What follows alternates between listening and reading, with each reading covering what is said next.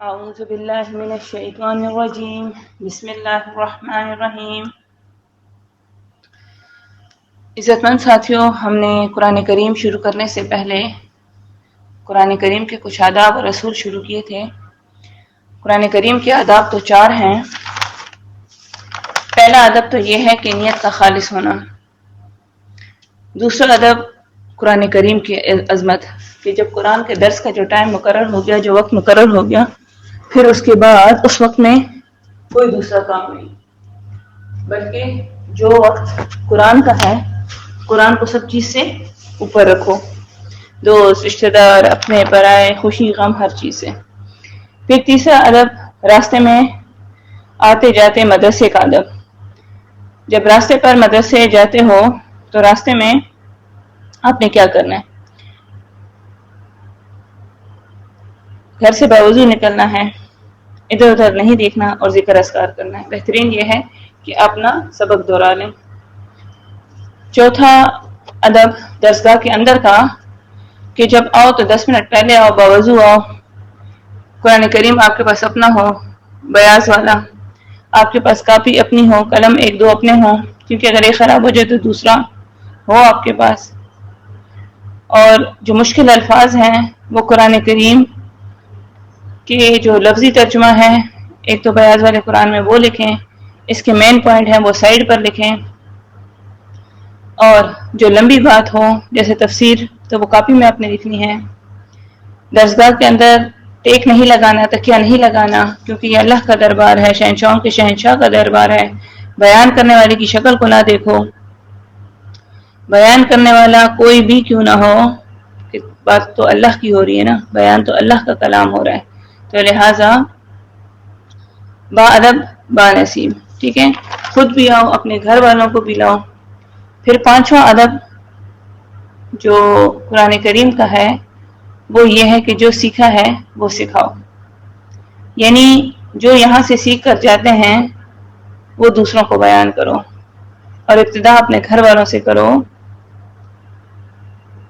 گھر میں ماں باپ بہن بھائی ہیں، بیوی بچے کوئی بھی ہے، آپ ان کو دعوت دو، جیسے کہ نبی پاک صلی اللہ علیہ وسلم نے فرمایا بلغوا عنی ولو آیات، جیسے کہ نبی پاک صلی اللہ علیہ وسلم نے فرمایا خیرکم من تعلم القرآن وعلمہ، ٹھیک ہے؟ اب آج کا جو ہمارا سبق ہے عزت مند ساتھیوں، وہ ہے قرآن کریم کے ہمارے اوپر کچھ حقوق ہیں۔ سیکھنے کے لیے قرآن کچھ اصول اور قاعدے سکھائے جاتے ہیں کہ جس سے قرآن سیکھنا آپ کے لیے آسان ہے۔ اسے اصول و قواعد قرآن کریم کہتے ہیں۔ دیکھیں، کسی بھی کتاب کو سیکھنے کے لیے اس کے نام کا سیکھنا ضروری ہوتا ہے، کیونکہ کوئی بھی مصنف اپنی کتاب کا نام اس کے مضمون کے لحاظ سے رکھتا ہے، کیونکہ جو مضمون کتاب کے اندر ہوتا ہے نام اس کے مطابق ہوتا ہے۔ فقہ کی کتاب کا نام فقہی کتاب رکھا جاتا ہے، حدیث کی کتاب کا نام حدیث کے مطابق ہوتا ہے، سائنس کی کتاب کا نام سائنس کے مطابق ہوتا ہے۔ سب سے پہلے کتاب کے نام پر غور کیا جاتا ہے۔ اب جو پہلا اصول ہے قرآن کریم سیکھنے کا، وہ ہے اسماء قرآن۔ نمبر 1 اسماء قرآن یعنی کتاب کا نام۔ اصول بھی یہی ہے کہ جب کبھی آپ کتاب خریدنے جاتے ہیں تو آپ اس نام سے اس کو خریدتے ہیں، نہ جا کے اس نام کی کتاب جو ہے دکاندار سے طلب کرتے ہیں۔ یہ جو نام ہے یہ اسم باسمہ ہوتا ہے، ٹھیک ہے؟ یہ جو اسم ہے اسم بمسمہ ہوتا ہے، یعنی اسم کے اندر مسمہ پوشیدہ ہوتا ہے، یعنی نام کے اندر اس کی خوبی چھپی ہوتی ہے۔ اسماء قرآن کے وجہ تسمیہ بیان کرتے ہیں، ٹھیک ہے نا؟ یہ جو قرآن کریم کے نام ہیں یہ اس کی وجہ تسمیہ بیان کرتے ہیں۔ جیسے کہ میں نے کہا کہ ہر نام کے اندر اس کی خوبی پوشیدہ ہوتی ہے۔ مثلا انسان انسیت سے نکلا ہے، اس کا مطلب ہمدردی، محبت، درد، خالق سے محبت، خالق کے بندے سے محبت۔ انسان کو انسان کیوں کہتے ہیں؟ کیونکہ انسان انس سے نکلا ہے۔ انسیت مطلب محبت، ہمدردی، درد، پیار، اپنے خالق سے، خالق کا بندوں سے پیار۔ سمجھ گئے؟ اب دیکھیں گھوڑا، جب آپ گھوڑا نام لیتے ہیں تو آپ کے ذہن میں فوراً آتا ہے مطلب اس کا سواری کی چیز. جب گھڑا آپ نام لیتے ہیں تو مطلب باربرداری کی چیز. ہر ایک نام کے اندر اس کا مطلب پوشیدہ ہوتا ہے. قرآن کریم کے بھی بہت سے نام ہیں، کسی چیز کے بہت سے نام اس کی بہت زیادہ خوبیوں پر دلیل ہے. کثرت و اعمال تدل علی الصفات، یعنی ناموں کی کثرت اس چیز کی زیادہ فضیلت اور خوبیوں پر دلیل ہے. مثلا ایک آدمی ہے، اسے آپ کہیں قاری، آدمی ایک ہی ہے مگر اسے قاری بھی کہا جاتا ہے، عالم بھی کہا جاتا ہے، طبیب بھی کہا جاتا ہے، مفتی بھی کہا جاتا ہے. آدمی تو ایک ہے، نام زیادہ پڑ گئے. حافظ اس لیے کہ قرآن یاد ہے، قاری اس لیے کہ تجوید آتی ہے، عالم اس لیے کہ مطلب سمجھ کر آتا ہے، طبیب اس لیے کہ حکیم بھی ہے، مفتی اس لیے کہ قرآن کے مطابق فتوے دیتا ہے. تو اسی طرح قرآن کریم کے بہت سے نام ہیں. علامہ سوطی رحمۃ اللہ علیہ نے ابن اتکیان میں قرآن کریم کے 47 نام بتائے ہیں، 47. یہ قرآن کے اندر سے اکٹھے کیوں ہیں؟ یہ قرآن میں ہیں یہ 47 نام. شیخ القرآن نے اپنی کتاب العرفان العلوم القرآن، یہ شیخ کی کتاب ہے اور بہترین کتاب ہے قرآن کے اصول و قواعد پر. اس سے بہتر کوئی کتاب نہیں ہے، نہ پہلے کسی نے لکھی نہ بعد میں کسی نے لکھی. عزت مند ساتھیوں، شیخ کا کمال یہ ہے کہ وہ کوئی ایسی کتاب نہیں لکھتے جس کا پہلے سے وجود ہو. عام لوگ تو یہ کرتے ہیں کہ کچھ اس کتاب سے نقل کیا، کچھ اس کتاب سے نقل کیا اور بس مصنف بن بیٹھے. شیخ نے تقریباً 12-13 کتابیں لکھی ہیں، مگر ایسی کتابیں اس سے پہلے کسی نے نہیں لکھی. طبقات المفسرین کتاب شیخ نے لکھی ہے تو ایک شخص نے کہا کہ یہ کتاب طبقات تو پہلے بھی لکھے گئے ہیں، مفسرین نے لکھی ہیں. شیخ نے کہا تھوڑا تو انصاف کرو، کیا تم نے میری کتاب پڑھی ہے؟ بولا نہیں پڑھی. لوگوں نے لکھا ہے کہ شیخ نے کہا کہ لوگوں نے لکھا ہے کہ مفسروں کے طبقے کہ فلاں طبقے نے یہ، فلاں نے یہ، میں نے یہ بھی تحریر کیا اور دوسرا کام بھی کیا ہے. کہ تفسیر میں تبدیلی کیوں آئی اور اس صدی میں اور اس صدی میں فلاں صدی میں تفسیر ایسی تھی اور فلاں میں ایسی کیوں ہو گئی، میں نے یہ بھی بتایا ہے. سمجھ آ گئی؟ ایک طرف طبقات کا ذکر کرتا ہوں تو دوسری طرف یہ بھی بتاتا ہوں کہ فلاں صدی میں تفسیر یوں کیوں ہو گئی، تفسیر میں تبدیلی کیوں آئی ایک صدی اور دوسری صدی میں. فلاں صدی میں اس چیز پر تفسیر تھی تو دوسری صدی میں اس طرح. تو شیخ کی کتاب ہے اصول سنت، تو اس میں پہلے کی کتاب لکھی گئی ہے الاحتسام، وہ کتاب بھی بدعت کے رد پر ہے. لیکن شیخ نے جو کتاب لکھی ہے وہ بدعت کے اصول بیان کیے ہیں اور ان اصول کے رد پر ہے. سمجھ آ رہی ہے آپ کو بات؟ مطلب شیخ کی کتاب العرفان العلوم القرآن شیخ القرآن کی بڑی جامع کتاب ہے. اس سے 47 تو علامہ سوطی والے قرآن کے نام بیان کیے اس میں، اور مزید 12-13 بیان کیے، اور یہ نام قرآن کریم کے اندر سے ہیں تو یہ تقریباً 59-60 نام قرآن کے بیان کیے.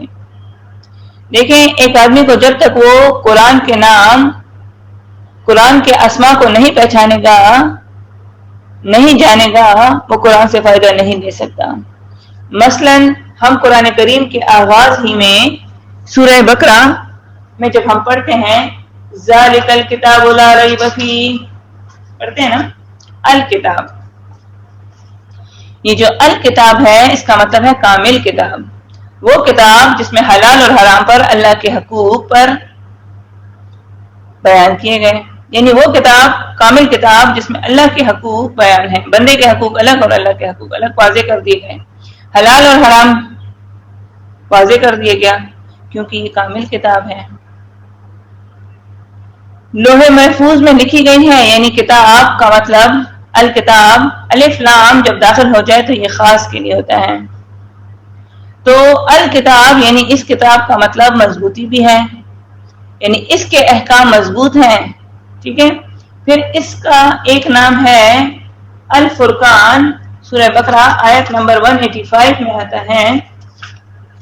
اللہ رب العزت فرماتے ہیں کہ یہ حق اور باطل میں فرق کرنے والی کتاب ہے. 185 سورہ بقرہ پارہ نمبر 2. اللہ رب العزت فرماتے ہیں شہر رمضان الذی، مہینہ رمضان کا وہ ہے کہ انزل فیہ القرآن، نازل کیا اس میں قرآن، ھدی للناس جو ہدایت ہے لوگوں کے لیے، وبینات اور واضح دلائل ہیں، واضح احکامات ہیں، وبینات من الہدی ہدایت کے، والفرقان اور حق اور باطل سے جدا کرنے والی، حق اور باطل میں تفریق کرنے والی کتاب ہے. فمن شہد منکم، چنانچہ جو شخص حاضر ہو تم میں سے. ٹھیک ہے، تو بیسک جو بنیادی بات ہے والفرقان، اور حق اور باطل میں فرق کرنے والی کتاب ہے. دیکھیں یہ وہ کتاب ہے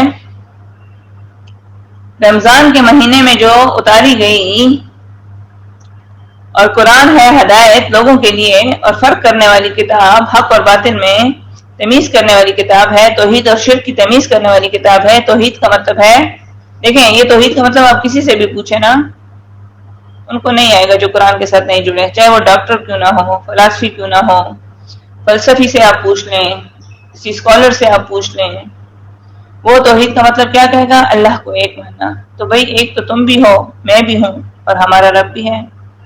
یہ تو توحید نہیں ہے ایک ماننا، یہ تو پوری بات نہیں ہے. اللہ کو ایک مانا جائے ذات اور صفات میں، یہ پوری بات ہے، اس کو توحید کہتے ہیں. پھر آپ ان سے پوچھو کہ شرک کا، تو انہیں نہیں معلوم ہوگا کہ شرک کیا ہے، یعنی یہ موٹی موٹی باتیں ان کو معلوم نہیں ہے.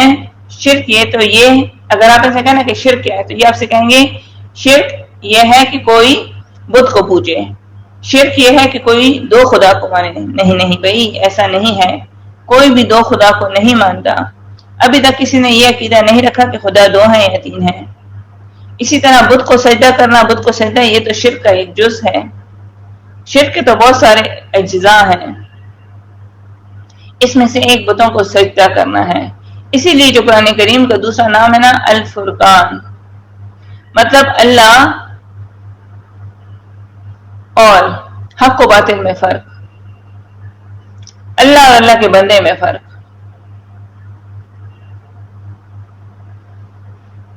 توحید کہتے ہیں اللہ کی صفت مخلوق میں نہ جاننا، اور اللہ کی صفت مخلوق میں نہ جاننا، اور مخلوق کی صفت اللہ میں نہ جاننا، یہ توحید ہے. اللہ اور بندے میں فرق یہ ہے کہ اللہ کا جو حق ہے وہ اللہ کو دیا جائے، جو اللہ کی صفات ہیں وہ خاص اللہ ہی کے لیے ہیں. اللہ عاجز نہیں ہے مخلوقات کے عجز سے، اور مخلوق عاجز ہے، محتاج ہے. لیکن جو اللہ کی کتاب کو نہیں سیکھتے وہ کیسے حلال اور حرام کا فرق سمجھیں گے؟ سمجھ آ رہی ہے میری بات آپ کو؟ اب تیسرا نام سورہ قرآن کریم کا ہے ہدن، یعنی ہدایت. ہدن للمتقین، سورہ بقرہ کے آغاز میں آتا ہے کہ یہ ہدایت ہے متقیوں کے لیے. ہدن للناس آتا ہے، یہ اسی آیات میں ہے کہ لوگوں کے لیے ہدایت ہے، سورہ بقرہ آیت نمبر 185 میں. یعنی لوگوں کے لیے بغیر قرآن کریم کے ہدایت حاصل کرنا ہو ہی نہیں سکتا. اسی طرح قرآن کریم کا ایک نام رحمت ہے، سورہ یونس آیت نمبر 57 اور پارہ نمبر 11 ہے. 57 دیکھیں سورہ یونس. اللہ رب العزت فرماتے ہیں کہ یہ قرآن کریم تمہارے لیے رحمت ہے.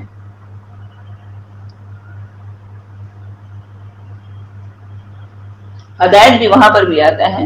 اللہ رب العزت فرماتے ہیں یا ایھا الناس، اے لوگوں، قد جاءتکم، تحقیق آ گئی تمہارے پاس، جاءتکم موعظۃ، تحقیق آ گئی تمہارے پاس نصیحت، موعظۃ من ربکم، تمہارے رب کی طرف سے، وشفاء لما، اور شفا ہے بیماریوں کے لیے، فی الصدور، جو سینوں کے اندر ہیں، یعنی روحانی اور جسمانی ہر بیماری کا علاج اسی میں ہے. وہدن، اور ہدایت ہے، وہدن و رحمت للمومنین، اور یہ رحمت ہے مومنوں کے لیے. یہی قرآن ہدایت بھی ہے، یہی قرآن رحمت بھی ہے. اسی طرح اس قرآن کریم کا ایک نام کلام اللہ ہے. سورہ توبہ آیت نمبر 6 میں آتا ہے کہ یہ اللہ کا کلام ہے. آیت نمبر 6 آپ ذرا دیکھیں سورہ توبہ کی. اللہ رب العزت فرماتے ہیں وَإِنْ أَحَدٌ مِّنَ الْمُشْرِكِينَ، اور اگر کوئی مشرکوں میں سے استجارہ کا پناہ مانگے آپ سے تو آجرہ، تو آپ بنا دیں اسے حتیٰ یسمع، حتیٰ کہ وہ سنے کلام اللہ، اللہ کا کلام قرآن کریم. ثم ابلغہ، پھر آپ پہنچا دیں اس کو ما منہا، اس کے ما منہا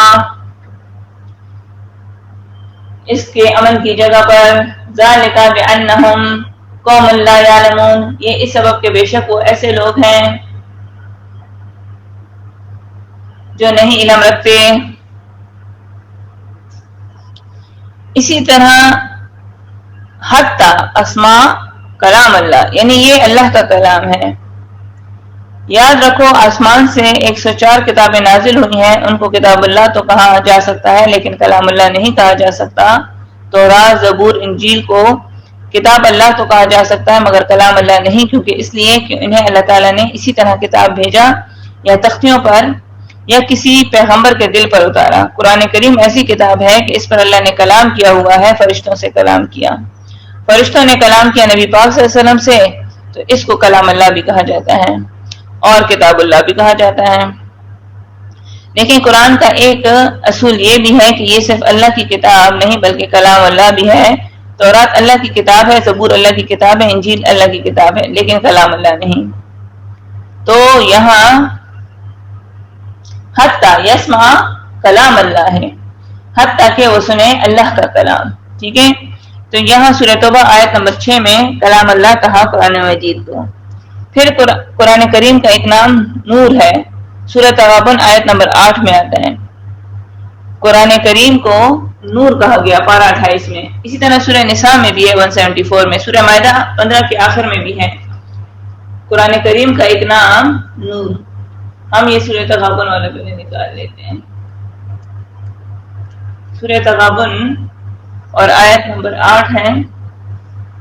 اللہ رب العزت فرماتے ہیں فآمنوا باللہ ورسولہ، چنانچہ تم ایمان لے اللہ اور اس کے رسول پر، ونور الذی، اور اس نور پر، اس قرآن کریم پر، وہ جو انزلنا ہم نے نازل کیا، واللہ اور اللہ بما تعملون خبیر، ساتھ اس کے جو تم عمل کرتے ہو خوب خبردار ذات ہے. دیکھیں یہ نام نور یعنی روشنی، کفر و شرک کے اندھیروں میں سے نکالنا، کفر و شرک کے اندھیروں میں روشنی پھیلانا. یعنی جب یہ نہیں ہو یہ قرآن کریم تو وہ کفر اور شرک کے اندھیرے میں ہوتے ہیں. کالے اور سفید کی تمیز نہیں ہو سکتی، ہر چیز گڑبڑ ہوتی ہے، مکس ہوتی ہے، حق اور باطل کی تمیز نہیں ہو سکتی. مثلا یہ دیکھیں یہ کمرہ ہے نا، اس میں لائٹ لگی ہوئی ہے تو اس میں روشنی ظاہر ہوگی کہ جس نے سفید کپڑے پہنے وہ بھی، جس نے کالے پہنے وہ بھی، لال پہنے وہ بھی، نیلے پہنے وہ بھی، سب کچھ ظاہر ہو جاتا ہے کیونکہ لائٹ آن ہے، بجلی لگی ہوئی ہے. اور اگر ہم لائٹ بند کر دیں تو ہر طرف اندھیرا چھا جائے گا تو کوئی دکھائی نہیں دے گا. تو قرآن کریم کا ایک کمال ہے، جس علاقے میں قرآن کریم نہ ہو وہاں سب چیزیں کالی نظر آتی ہیں، کسی کو پہچان نہیں ہوتی حق کی باطل کی، کہ حق کیا ہے اور باطل کیا ہے، توحید کیا ہے، سنت کیا ہے، توحید کیا ہے اور شرک کیا ہے، اسلام کیا ہے اور کفر کیا ہے. سب کچھ گڈ مڈ ہوتا ہے. لوگوں کی گردنوں میں رسیاں ہوتی ہیں، پیروں کی رسیاں، لیڈروں کی رسیاں، ناکارہ ملاؤں کی. لیکن جب قرآن کریم پھیل جاتا ہے تو لوگ پہچان لیتے ہیں کہ حق کیا ہے اور باطل کیا ہے. قرآن کریم کا ایک نام ذکر بھی ہے، سورہ ہجر آیت نمبر 9 میں آتا ہے. اللہ رب العزت فرماتے ہیں اِنَّا نَحْنُ نَزَّلْنَا الذِّكْرَ وَإِنَّا لَهُ لَحَافِظُونَ. یعنی اللہ رب العزت فرماتے ہیں کہ یہ قرآن کریم جو میں نے نازل کیا ہے یہ ذکر ہے اور اس کی حفاظت کا ذمہ میں نے لیا ہے. یعنی اسی طرح اس کا ایک نام ذکر بھی ہے. ذکر اس لیے کہا جاتا ہے کہ اس کے ہر لفظ سے اللہ کی یاد آتی ہے. سورہ کہف آیت نمبر 101 میں بھی ہے، سورہ انبیاء 50 میں بھی ہے، پارہ 17 میں. اللہ رب العزت سورہ ہجر میں فرماتے ہیں اِنَّا نَحْنُ نَزَّلْنَا الذِّكْرَ وَإِنَّا لَهُ لَحَافِظُونَ، کہ ہم نے ہی اس کو اتارا ہے اور ہم ہی اس کی حفاظت کرتے ہیں. اسی طرح اس کتاب کی ایک صفت مبارک بھی ہے. اللہ رب العزت فرماتے ہیں یہ بابرکت کتاب ہے. سورہ سواد پارہ 23 آیت 29 میں بھی آتا ہے سورہ انبیاء 50 میں بھی آتا ہے کہ اللہ نے اس کو مبارک کہا.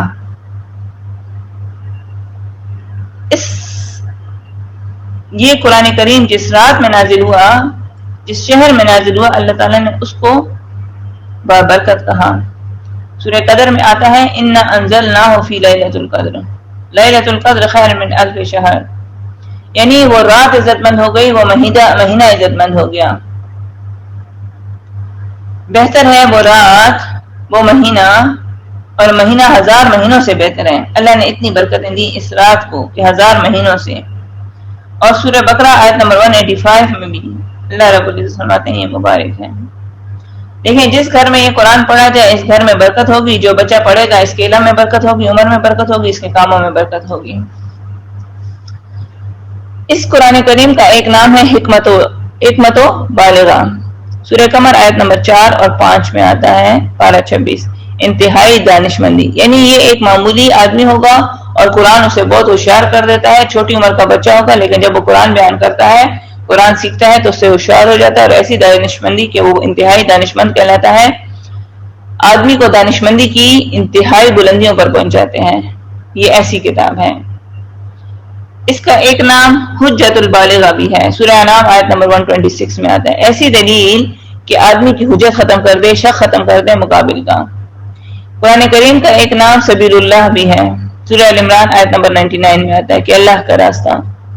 اسی طرح حبل اللہ سورہ ال عمران آیت نمبر 103 میں ہے، 103 میں، وَاعْتَصِمُوا بِحَبْلِ اللَّهِ جَمِيعًا وَلَا تَفَرَّقُوا.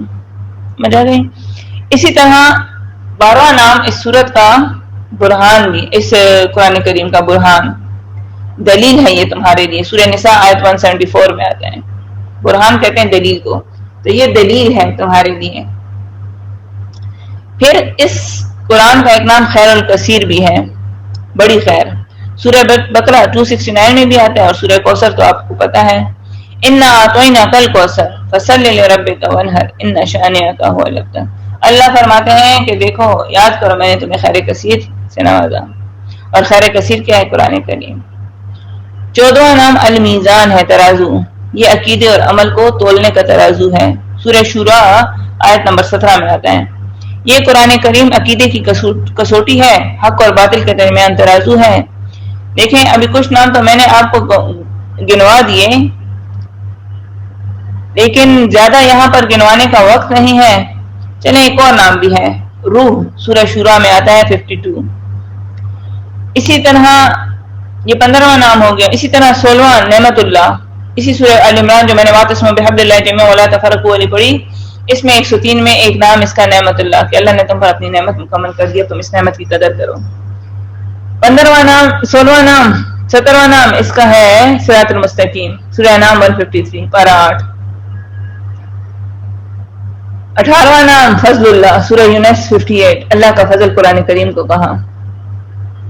19واں نام بینہ، دلیل ہے، واضح دلیل.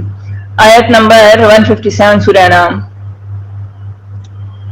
حدیث میں ہے قرآن کریم اللہ فرماتے ہیں، دیکھیں اللہ رب العزت نے قرآن میں آپ کو اتنے نام واضح کر دیے، بینہ دلیل، اسی طرح حجت البالغہ، اسی طرح حکمت البالغہ. ٹھیک ہے. اب حدیث میں ہے نبی پاک صلی اللہ علیہ وسلم نے فرمایا یہ قرآن تمہارے حق میں دلیل ہو جائے گا اور یا تمہارے خلاف. حق میں دلیل ہوا تو تم جنت میں جاؤ گے، اور خلاف ہوا تو جہنم میں لے جائے گا. ٹھیک ہے. تو اللہ رب العزت سے دعا کیجیے کہ یہ قرآن کریم ہمارے حق میں دلیل بن جائے، نہ کہ ہمارے خلاف دلیل بن جائے. پھر قرآن کریم کا ایک دوسرا نام ہے، قرآن کریم کا دوسرا اصول ہے تعریف قرآن. یعنی دوسرا اصول کتاب خریدنے کا یہ ہے کہ مصنف کا نام. کسی بھی کتاب کو سیکھنے کے لیے یہ جاننا کہ یہ کس کی طرف سے آئی ہے. تعریف قرآن، تعریف مطلب ہے پہچان. یہ کس کی لکھی ہوئی ہے؟ دنیا میں بھی بہت سی کتابیں آئی ہیں. اللہ کی طرف سے جو 104 کتابیں آئی ہیں، 100 صحیفے اور 4 کتابیں. مخلوق نے بھی کافی کتابیں لکھی ہیں، مخلوق کی بھی کافی تصنیف ہیں. ان میں کافر بھی ہیں، مسلمان بھی ہیں. کافروں نے بھی ہزاروں کتابیں تصنیف کی ہیں، لاکھوں کتابیں، اچھی کتابیں بھی ہیں دینی دنیاوی، مسلمانوں نے بھی لکھی ہیں. لیکن یاد رکھو قرآن کریم کی اپنی ایک شان ہے، ایک اپنی آن ہے، کیونکہ یہ مالک الملوک کی کتاب ہے، بادشاہوں کے بادشاہ کی کتاب ہے. اور اس قرآن کریم کی تعریف دیکھیں، یہ 103 جو 100 صحیفے اور 3 کتابوں کا نچوڑ ہے. اس قرآن کریم میں تمام علوم کا خلاصہ ہے. یہ معمولی کتاب نہیں، یہ اللہ کی کتاب ہے، مالک دو جہان کی کتاب ہے. اور فرشتوں کے سردار اس کو لے کر آئے، اور پیغمبروں کے سردار کے سینے پر نازل ہوا، اور جسم کے سردار دل پر نازل ہوا، اور زبانوں کے سردار عربی زبان میں اس کا بیان ہوا. حدیث میں ہے جسم میں ایک ٹکڑا ہے، اگر وہ صحیح ہوگا تو سب بدن ٹھیک ہوگا، اگر وہ خراب ہو گیا تو تمام جسم خراب، اور وہ ہے دل. نبی پاک صلی اللہ علیہ وسلم نے فرمایا عربی سے محبت کرو. عربی میں پیغمبر آئے، قرآن عربی میں، اور جنت کی زبان بھی، قبر میں بھی جو سوال جواب ہوگا وہ عربی میں. تو قرآن کریم کی جو تعریف ہے یہ مالک الملک کی کتاب ہے، اس کا مصنف کوئی عام آدمی نہیں. جتنا بڑا مصنف ہوتا ہے اتنی کتاب بکتی ہے. اسی طرح سورہ شعراء آیت نمبر 192-193 میں ہے، اور خواہ مخواہ اس کتاب کا اترنا خدا کی طرف سے ہے، ایسی کتاب کے جبرائیل امین اسے لائے. سورہ مومن پارہ 24 آیت 2 میں ہے قرآن کریم کی تعریف کہ یہ اللہ کی کتاب ہے. اگر اس کتاب کو بیٹھ گئے تو اللہ بخشش کرے گا. یہ کتاب بخشش والی کتاب ہے، توبہ قبول کرنے والی کتاب ہے. اس کتاب کے مطابق اپنا عقیدہ کر لیا اور نبی کی سنت کے مطابق اپنا عمل کر لیا. اسی قرآن کریم کی تعریف سورہ دخان آیت نمبر 1 اور 2 میں ہے. اسی قرآن کریم کی تعریف سورہ قدر آیت نمبر 1 انا انزلناہ فی لیلۃ القدر. اسی کی تعریف سورہ ہجر، ابھی میں نے آیت نمبر 9 پڑھی تھی کہ انا نحن نزلنا الذکر وانا لہ لحافظون. سورہ زخرف 4 میں بھی ہے کہ یہ قرآن کریم کس کی کتاب ہے، کتنی عظیم و شان کتاب ہے. اسی طرح اسی قرآن کریم کی تعریف سورہ کاف پارہ 1 آیت 1 میں ہے، آپ 2 نقطوں والا. اسی طرح اس قرآن کریم کی تعریف سورہ یاسین آیت نمبر 5 میں ہے. اللہ رب العزت فرماتے ہیں کہ بلکہ آیت نمبر 2 سے دیکھ لیجیے، یاسین والقرآن الحکیم، شاہد ہے، نہایت گواہ ہے، نہایت حکمت والے قرآن کی. انک لمن المرسلین، بلا شبہ آپ البتہ رسولوں میں سے ہیں. علی صراط المستقیم، آپ سیدھے راستے پر ہیں، یعنی راہ راست پر ہیں. تنزیل العزیز الرحیم، اتارا ہوا ہے یہ قرآن کریم نہایت غالب اور خوب رحم کرنے والی ذات کی طرف سے. لتنذر قوما ما انذر، تاکہ آپ ڈرائیں اس قوم کو کہ نہیں ڈرائے گئے. آباؤہم فہم غافلون، ان کے باپ دادا لہذا وہ غافل ہیں. اب یہ مقصد قرآن کریم کا ہے کہ اس سے حکمت نزول قرآن کریم. انشاءاللہ یہ ٹاپک ہم کل پڑھیں گے کہ حکمت نزول قرآن کریم کیا ہے. آج کے لیے اتنا کافی ہے. اللہ رب العزت اسے قبول اور منظور فرمائے. وآخر الدعوانا الحمدللہ رب العالمین. آمین ثم آمین.